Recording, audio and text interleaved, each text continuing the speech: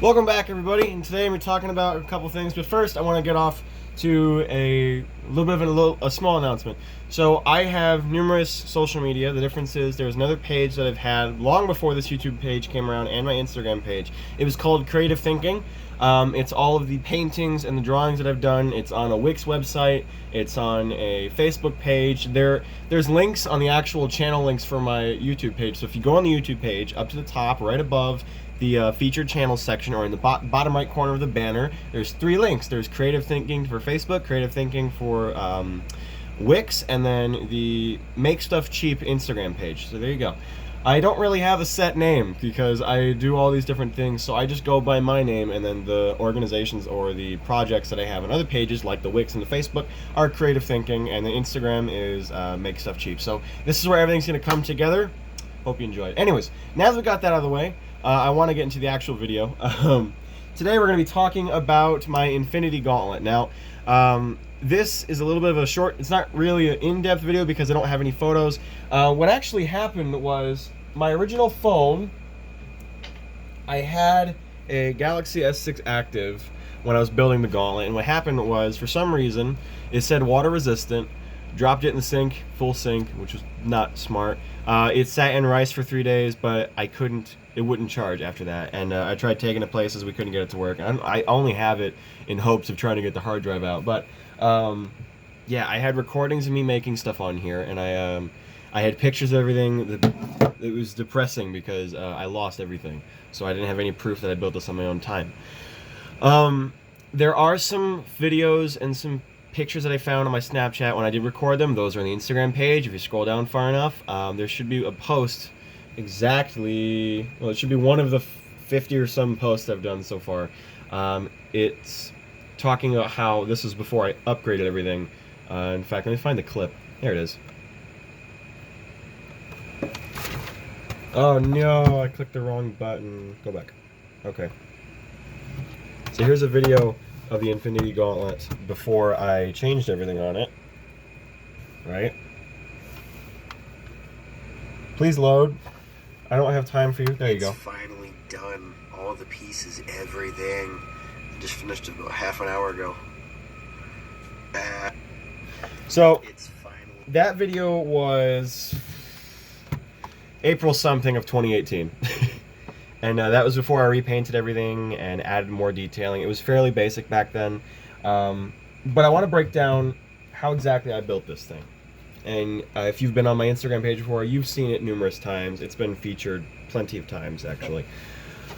With that being said, so how this came to be is, obviously the movie was coming out for Infinity War. But my friend Mike and I didn't talk to him for 3 years. And my sophomore year of high school, I hit him up on randomly on Snapchat. I said, "Hey, you see the new movie coming out?" And he goes, "Have I not seen the movie? What are you talking about? How have I not?" And we got talking to about it. And Hasbro was just releasing the $130 one, whatever, at the time. So it was really expensive at that point. And we didn't have that money. So we looked at it and we built stuff. And I said, "How about we make the Infinity Gauntlet?" And he said, "Okay, let me put some pause on these projects." 'Cause at the time, he was building a hydraulic-powered Black Panther retractable claw set, which was amazing, and I haven't done anything with hydraulics yet. What we did is I stayed up for a couple days, and I was looking at different reference photos and trying to get as much research done as possible so I could record this stuff. And I found so many different photos. I found the actual diagrams for the Hasbro toy, and then I found David Guyton. At the time, I was already drawing up templates and measuring out my hand to try and make it fit just me, just to be cheeky like that.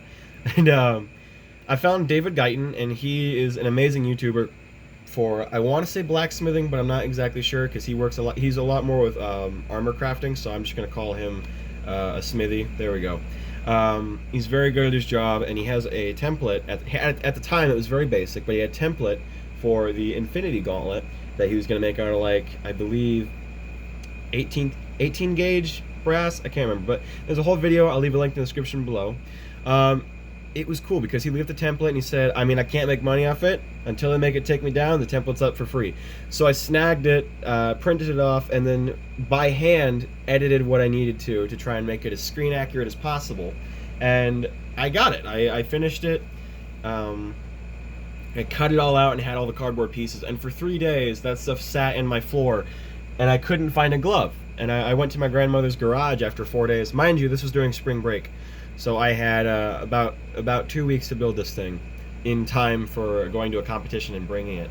So I go to my grandmother's. She has a leather welding glove, and I tried it on. It was really stiff, and I didn't like it.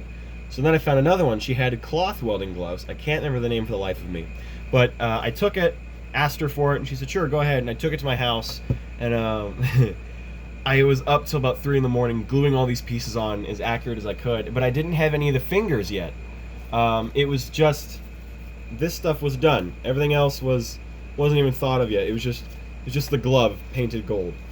And what happened was my grandmother found this out, and I told her I don't have any money, so she ran down to Dollar Tree and got me some one-sided sticky craft foam. Basically, without my grandmother, this thing wouldn't have been finished in time. So thank you to her. I've already told her this a lot of times, that a lot of the props I make are with the machines she has, and I'm very thankful for that. What happened was I took that one-sided craft foam and I stuck it to the fingers. At the time, these were really blocky, which you saw. It looked a lot more square. What happened was these started crumbling and the paint was coming off. So I took after I repainted everything at my art class, after about a month after making this, I took the fingers and I repainted them, and then I heat treated them so that they formed to the fingers, which unfortunately shrunk a couple pieces, but it turned out just okay. And then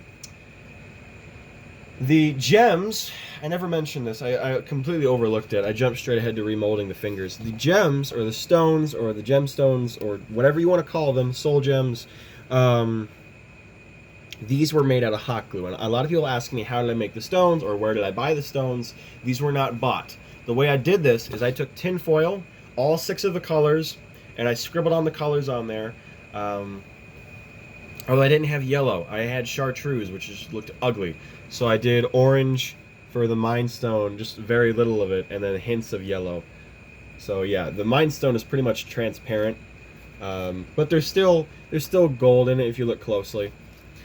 Anyways, so I took those, I colored on the dry erase marker, and then what I did is I put big globs of hot glue that were about 1/4 inch high. And when hot glue cures, for those who don't know, hot glue will cure into more of a transparent thing. The ones that I use are Gorilla Glue, so they are pretty much solid white. Just when they're heated up and they get less, or when they're taken apart, they start to get more milky, but they're not solid. It's started to get less transparent than this. With that being said, what I'd do is when it got really hot, I would take the hot glue and I would take the gun, and when it was mainly cured, I would take the hot end of the hot glue gun and I'd poke it right on top of it, so I'd pull up little mountains of glue, which is how they got so rough looking or pointy, which I am very, very proud of myself for that. Now, with that being said, when the hot glue was done drying, what it would do is the dry erase marker would pick up and mix, so the color would spread everywhere, and it would turn the hot glue a different color. It started out like this, and it went to this stuff. I love it so much. Now, eventually, what happened?